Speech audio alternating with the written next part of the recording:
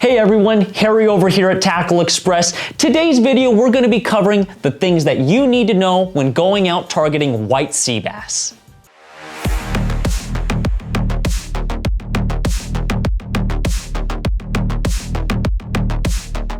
One of the most tested and proven methods for targeting white sea bass is a dropper loop. A dropper loop is a single hook. This is an owner Aki twist, and a torpedo sinker between 8 to about 12 ounces depending on the depth and the amount of current. Typically when we fish sea bass, with a dropper loop especially, they're typically between 60 to about 90 feet, and they're typically close to the bottom. Reason being why they're so close to the bottom and why this dropper loop is so effective is because they're squid beds. The squid are spawning, laying their eggs, and sea bass are very lazy and very curious creatures. They don't like to work too hard for their meal. So when squid beds are out there, the squid are literally just laying and kind of drifting in the current. So sea bass come around and they just swim and eat, swim and open their mouth. They're not working too hard. So when we fish the squid especially, it's kind of crazy to me, but it's been made known and it is very effective. They tend to like fresh dead. You pick up a live squid out of the tank, he's squirting, doing his thing, smack his head on the deck. He'll still be alive, he'll just kind of twitch a little bit, but when you drop that down to the bottom, ideally you want about 4 feet from your sinker to your hook. Reason why you want about 4 feet from that length is to avoid bycatch in terms of bat rays, sharks, fish that we don't want to catch. Though we can get lucky enough to hook sea bass, yellowtail, or halibut potentially with that 4-foot leader from our weight to the hook. So when the sea bass are down on the bottom, frolicking on the squid, swimming around, just chowing down, we're gonna take an Aki twist hook between 5/0 to 7/0. These are long shake J hooks, which are gonna be really effective for pinning a full, fresh, dead squid. And not only do sea bass eat squid, they'll eat fin bait as well, sardines as well as mackerel. In getting out on the charter boat, not always will they have squid. If there's squid around and they can get it, they are most definitely going to, but figure if weather plays an issue or if their squid just simply are not around, then the next resort is going to be going to fin bait, sardines as well as mackerel. So therefore, having some proper J hooks for fishing that fin bait is essential. For instance, I have some owner fly liners and a 1/0 and 2/0. These hooks are really good for fishing your sardines and mackerel between 5 to about 6-7 inches. Figure if you're getting anything bigger or smaller, the size of hook will change for that. And these will work just fine on the dropper loop as well. Another thing I like to do with my dropper loop targeting sea bass, I have a 4-foot length leader from my sinker to the hook, but where the knot interconnects to our hook with the dropper loop, I like that length to be anywhere from about 8 to 12 to 16 inches. Reason being, the sea bass are down on the bottom, just chowing away, working very effortlessly. So having that 12 to 16 inch leader length is gonna allow that squid to kind of frolic in the current and be very enticing to the sea bass. Again, I mentioned they're very curious, so something just flopping around in the current hanging out is a very effective way to target sea bass for their pure nature. Looking at a different style rig that we use to target sea bass, which is still very effective, are glow-in-the-dark or just sliding egg sinkers in general. These are really nice when the fish are more in the middle of the column or on the surface, not so much all the way on the bottom when we'd be fishing a dropper loop. So for instance, if we're fishing 60 to 100 feet of water and the skipper says, hey, we got fish in 20 to 30 feet, that's when I'd fish something like this. These are really nice for an extremely natural presentation. Hensing the name sliding egg sinker, they will slide freely up and down your line. Therefore, you don't want to make the weight not be able to move. You do want it to slide freely up and down the line. Reason as to why that is the case is because this sinker is going to slide down the line as your bait is slowly going to trail back behind it. I do like to do some different things when I do fish this the slided rig. I'll drop it out, let it go, feed a little bit of line. You don't want to just dump it and let it pile in front of you. You definitely want to keep consistent tension and don't just dump it out there. But as I'm slowly letting line out, my bait is falling nice and good. Everything's looking great. If I've let it sink for, say, a couple minutes, I might click it into gear, take a couple turns. That way I could get that sinker figure. If it's 20 feet away, I'll get that sinker back to the hook with my bait, back into free spool, and I'll let it start to separate again. And the concept that I'm trying to achieve with that is really covering a good amount of the water column. Again, say their fish are in 20 to 40 feet, I'll drop it down, 1/1000, maybe 10 seconds later, click it into gear, wind, free spool. Now that's gonna sink it back down a little farther and keep everything as natural as possible. And when fishing these sliding egg sinkers, you can fish them with full fresh dead squid, or you can even use fin bait as well. And another really popular technique that is one of my personal favorites, really just because it's the most effective for me, is lead heads in squid. Lead heads in squid are a similar concept to our sliding egg sinker, but I get to fish these a little differently, which for myself has been very, very productive, and I've seen a lot of other anglers out on the water be extremely productive with the lead head and squid over a lot of the other stuff that we're talking about, but everything is up here on the counter for a good reason. When I like to fish these these lead head and squid, it's similar concept when fish are more in the middle of the column, but what I get to do with these is I'll put a full squid on this. I'll flick it out behind the boat, let it sink back. I do like there to be some current when I fish these lead heads, just that way I could get it back behind the boat and away from us. And I'll do very similar concept to the slider. I'll fish the column from pretty high to the surface, and I'll sink it down to wherever the skipper's telling me that the fish are, so I have the best chance of catching. But I'll flick that out, let it do its thing, it's drifting, and always have some good tension on the free spool. That way it's not just sinking like a rock. I want that to kind of flow, dance, and go with the current by itself. I don't want it to just sink like a rock straight to the bottom. I want this thing to look very enticing to our curious sea bass.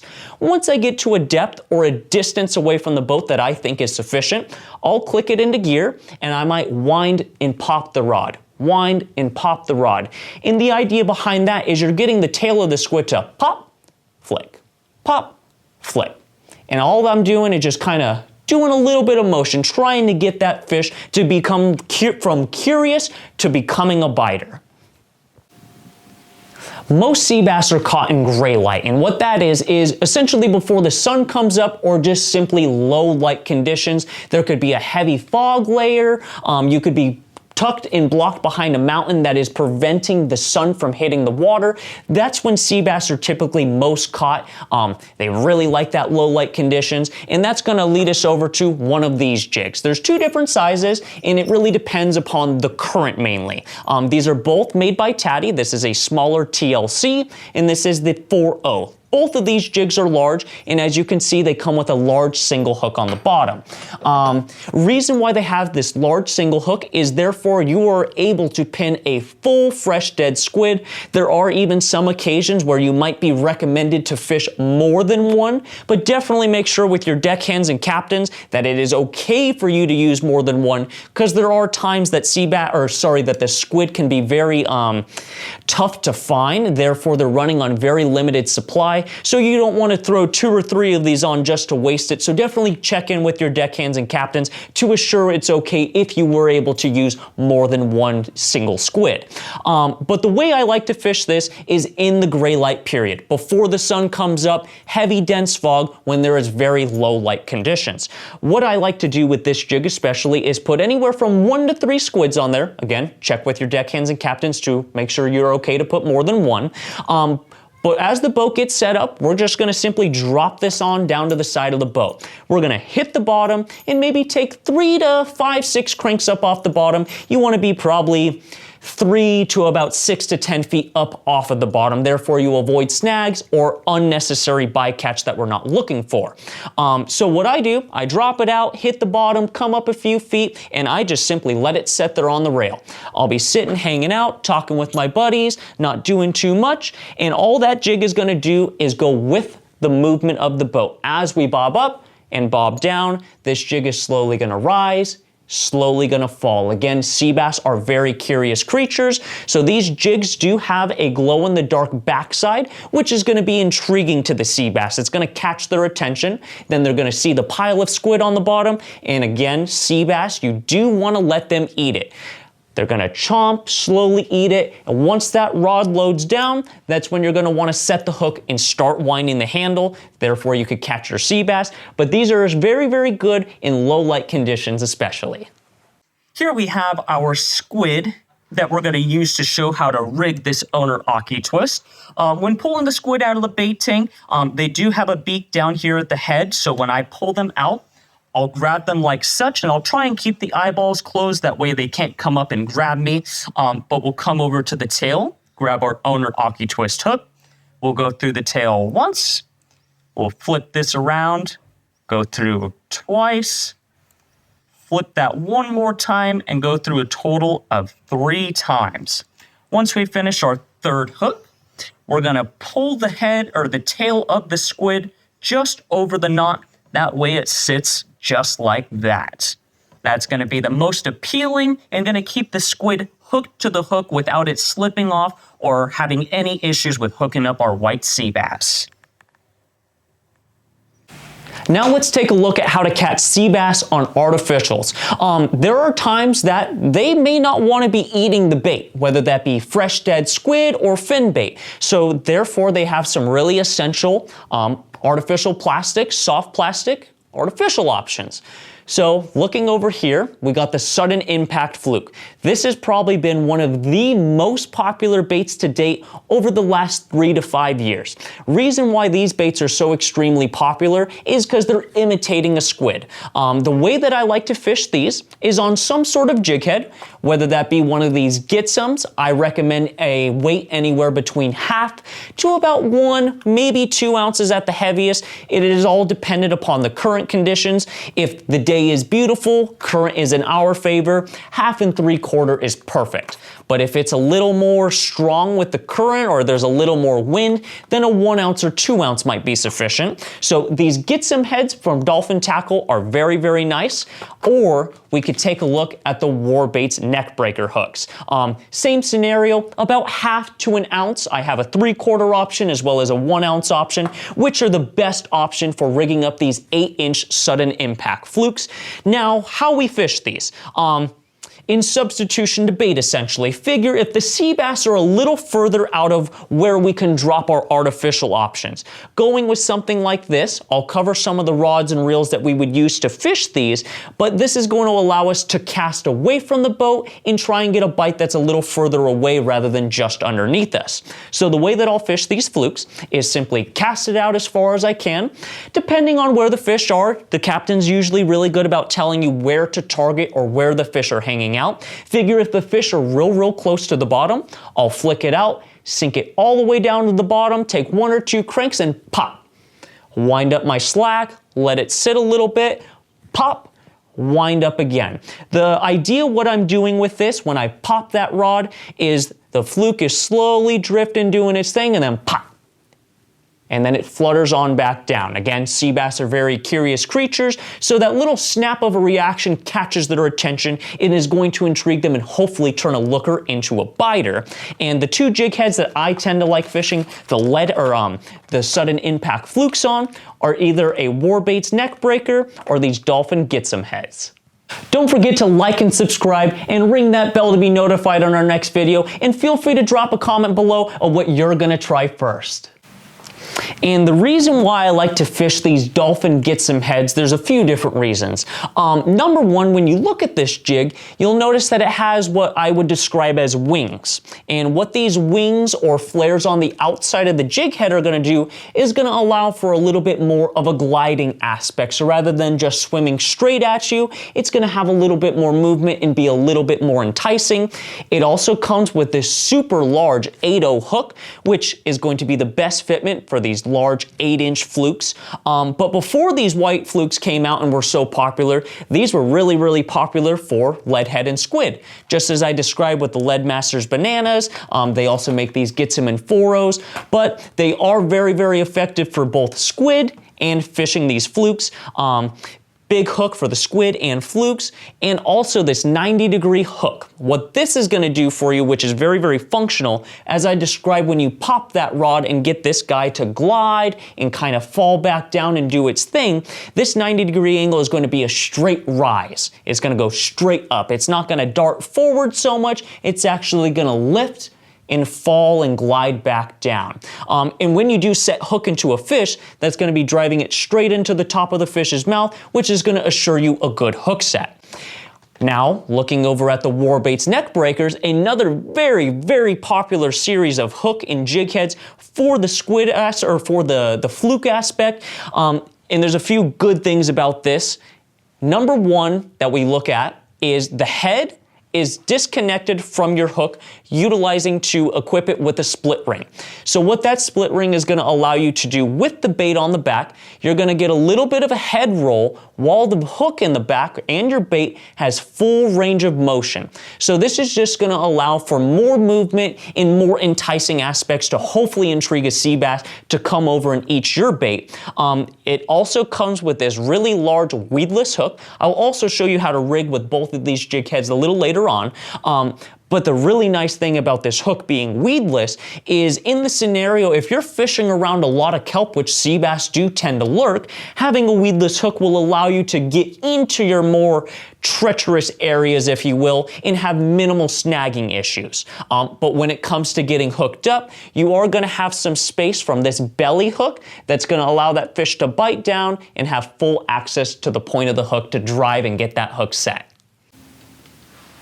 Now I'm going to show you guys how to rig up these sudden impact flukes. To start, we're going to be looking at a Warbaits neck breaker. First things first is we're going to take our hook and our bait. Number one thing is we're going to go through the face. Once we get to the barb right there, we're going to pop it out. And I'll explain why we're going to pop that out right there here in just a sec. So once I get that pushed through, all I'm going to do is pull all the way until I get to the curve. Now as I continue to pull, it doesn't do anything. I'm going to pull and rotate this hook. You'll notice that it rolls inside the bait, and now it sits like this. So main reason why I only did it up into the barb when I was penetrating the first portion of the fluke was to assure that you didn't affect the mobility of our split ring. This still has full range of movement, and I did not restrict any of its motion. So now once we get it all pushed through, everything is where it needs to be. Now we're going to line up our hook to see where it's going to pop out at. So as you can see, everything lined up, it looks like it's going to pop out about right there. One of two things, you can either make a little bit of a mark with your hook to know where it needs to pop out, or you could just simply use your thumb as reference.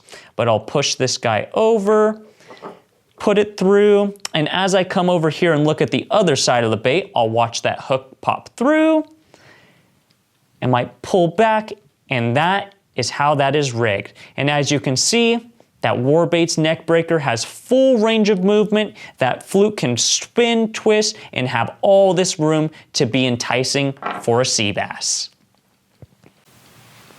Now we're going to look at rigging this Get Some head right here. Again, 8/0 hook, the wing style jig head, as well as that 90-degree angle hook. The way that I like to rig these up is I'm just simply going to start by matching up the jig head where it's going to pop and rest in the bait. So having the bait rest all the way against the jig head like such, then I take a look at where the hook's going to pop out.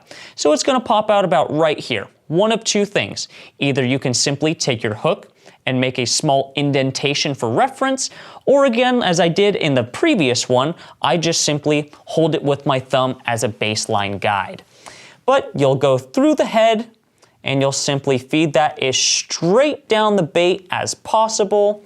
Once we get to that area where we made our indentation or was holding our finger for reference, I'm going to pop that point of the hook out, and I'm gonna shove that all the way up against that head.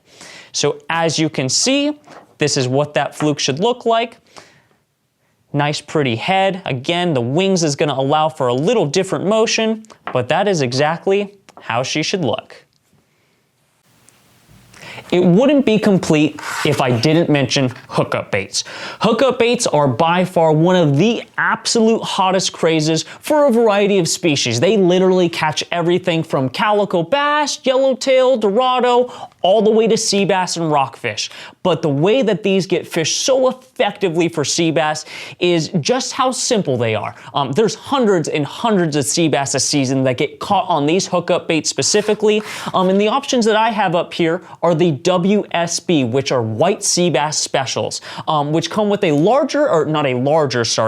stronger hook. Therefore, when you hook some of those larger sea bass, you're not worrying about this hook opening up or breaking on you. These come with a 5/8 ounce weight. They do also make heavier depending on your current conditions.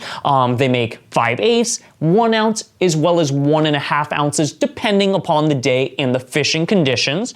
But these are some of my most popular and favored baits that I like to fish personally in a variety of perspectives, but especially for sea bass. The way that I like to fish these, they're similar to a lot of the artificials that I talked about today, but these have a special thing to them all in its own. These come infused with a garlic scent from the factory, and I tell you, this garlic is potent. You can smell it from a mile away. Your tackle box smells. I don't mind garlic, it doesn't bother me, so I like it, but some guys might not. But the garlic is very essential when it comes for scenting purposes. It has 17 out of the 19 amino acids, which is going to grab the attention of those fish. It's triggering all their predatory instincts, and they're gonna gravitate to wanna come and check it out. How I will fish this. Just like all of our artificial stuff, it's going to be more of a casting bait. So I'll cast it out just about as far as I can, but as it's sinking, I'm not just gonna let it sink willy-nilly like. I'm going to put my thumb on the spool and have pretty consistent tension. Reason being is because these hookup baits like to glide. So as it's going down, I'll have my thumb on the spool and it'll be gliding down at an angle like this. After a few seconds, a minute, however long you think, I might pinch the spool, pop the rod tip. What that'll do is it'll go from gliding to pop, and it'll glide the opposite direction. So once I get it sunk out to the desired depth that I like, with consistent tension on the free spool, with a pop every once in a while, you don't wanna pop, pop, pop, pop, pop. I'd say one pop for every 5 to 10 seconds depending. And it might be longer, sometimes they might be shorter intervals. But 9 times out of 10 for myself, cast, splash, sink, sink, sink, pop. Sink, sink, sink, pop. Then I get to my desired depth, I'll simply click it into gear, and I'll start winding real slow. I will not wind it very fast at all, to where I'm just winding, pop. It'll glide the opposite direction, continue winding, pop. It'll glide the other direction. These baits, right at the bottom of the package, say do not blink on the sink. What that is meaning is these baits also get bit very effectively on the fall. So, hensing why I'll have consistent tension on my thumb as that bait is free spooling, getting down to my desired depth with the occasional pop to change direction. When I have my thumb on that spool, if I feel that thing get tapped, I'll click it into gear. I won't swing for the fence to start.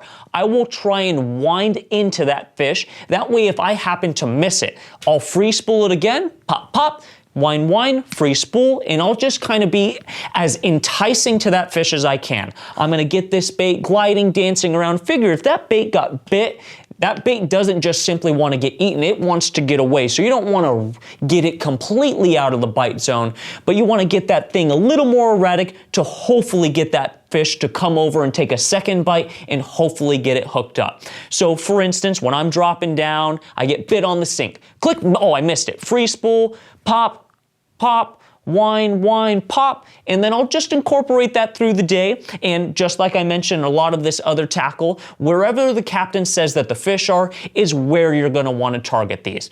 So flick it out behind the boat, sink it to your desired depth, a little tension on the fall, maybe a couple pops here and there, and as you begin to wind it back, nice, slow, steady retrieves with a pop here, and maybe a pop there.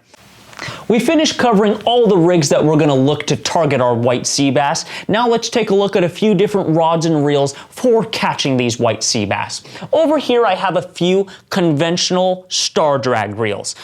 Sea bass are not usually too super big, and you don't really ever need a 2-speed for them, so therefore all 3 of these models are star drag, which are going to be a little lighter weight, usually a little easier castability. So for instance, this is a Shimano Torium. This is a fantastic option for sea bass fishing. It's a little more middle of the road. There are some nicer and less expensive, but this is fantastic.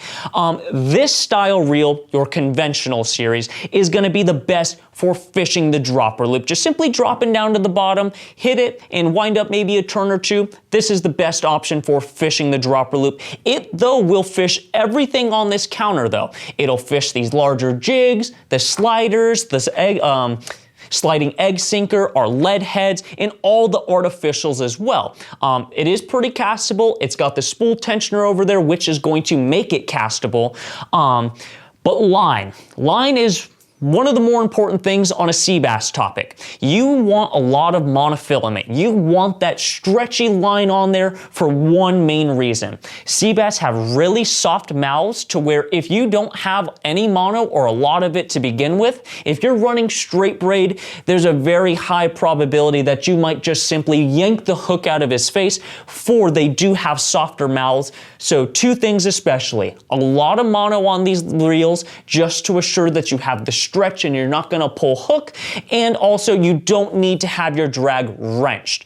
If you're fishing next to some really nasty kelp or any treacherous rocks that makes you have to fish a heavy drag, that's a different story, but I'd say 9 times out of 10, a little bit lighter drag than you typically might with a good majority of mono. And when I mean a good majority, I would suggest probably no less than 50 to 100 yards, if not half a spool or an entire spool full, simply for the stretching purposes. Looking over here now, we have our low profile bait casting series. For instance, this is a Shimano Trinx 400. These are really, really nice because of how castable they are. They have a spool tensioner, including your internal brakes. These bait casters will do all of this as well. They're not quite as ideal for your dropper loop, but in a pinch, you absolutely most definitely can use it. But because of their braking system and being so very castable, they are extremely ideal for all of our artificial stuff, our flukes, hookup baits, or even a sliding egg sinker, or even a lead head and squid. They're just so easy to cast, and it makes it really, really enjoyable. One thing that I will point out on these reels is there's not a tremendous amount of line capacity, so you could either run straight monofilament to assure you have all the stretch in the world, but if you are concerned with line capacity, a braided line is okay. You must go with a soft rod to compensate for the lack of monofilament of stretching purposes. And a little recap on our conventional star drag reels. They will fish everything just fine. A little bit more ideal for dropping your dropper loop with bait straight down to the bottom. And it does have a better line capacity due to the size of spool. So that'll allow you to have some braid with a good lengthy amount of top shot of mono. Again, 50 to about 100 yards. While looking over here at the low profile bait casters, we are pretty limited on spool capacity to where you could run a straight spool of mono. You are going to be running really slim on capacity. I like to fish braided lines still, but I do compensate it with a super light action rod to avoid pulling hooks and compensating for my lack of monofilament. These bait casters definitely more castable than our conventionals. Again, they're all castable, but this is a little bit easier. So all my artificial options are almost exclusively on bait casters, and more of my bait style fishing with dropper loop I'll touch over here with the conventionals, but a lot of the time I like to have multiple setups on the boat. So I'll have a bait caster with a fluke or a hookup bait, and then I'll have one of these conventional star drags, maybe with one of these larger jigs or a dropper loop to send down to the bottom. And taking a look at some rods to fish all of these great options with the variety of reels that we put out here on the counter. The first option I'm going to start with, this is a United Composites Swim Bait Fanatic. The reason why this one was on my radar especially because it is a moderate parabolic rod with a super soft tip, which is going to compensate for my lack of monofilament if I'm going to be fishing straight braid with one of these low profile reels. This particular model is 7 feet 11 inches. You can definitely get your hands on heavy or longer lengths between 8 to 9 feet. And the longer the rod that you go, the better castability you're going to get when flicking out some of these options with more of your bait casting style reel. For instance, this particular model is a medium heavy, which is rated 15 to 40. So fishing 25, 30 pound tests for most of this stuff is going to treat you very well when it goes out targeting sea bass. But for some of our more heavier duty conventional options, I have a couple other rods to take a look into. First one on my radar is this Phoenix Axis. These are a glass graphite composite, which they have a very, very soft tip, which is going to be essential for the sea bass, having soft mouths with a lot of monofilament. It's going to keep that hook pegged, and you're going to have a lot better chance of getting that fish to the boat. For instance, this model is a 7'8". This one is labeled as a heavy 25 to 60 pound test, fishing 30, 40 pound line, especially for our dropper loop. 40 pound is probably the most common. And another option that I pulled out for us to check out is another United Composites. This is the Elite Composite series, which is composite glass and graphite, which has a very soft, moderate action bend, which again is going to be essential for the sea bass. This particular model is an 8-foot mega, which is rated 25 to 40 pound test, 3/4 of an ounce up to 3 ounces. And what that lure rating is meaning is for how you're going to be casting. Figure dropping a 12-ounce dropper loop down to the bottom is okay. You're not going to be doing a fully loaded overhand cast. Reason why this one was on my radar, because it's a little bit longer, 8 feet. It allows me to navigate around people a little easier. I'm not exactly the tallest individual. 25 to 40, super nice moderate action rod. It's just a very nice product to match up getting out there to target these sea bass. Knowing all these techniques and when you might want to pick and choose one over the other upon the conditions is going to allow you guys to be more successful out on the water targeting white sea bass. I hope you guys like this video. Feel free to drop a comment below of what you think or if you happen to have any questions. And until the next time, I'm Harry over at Tackle Express.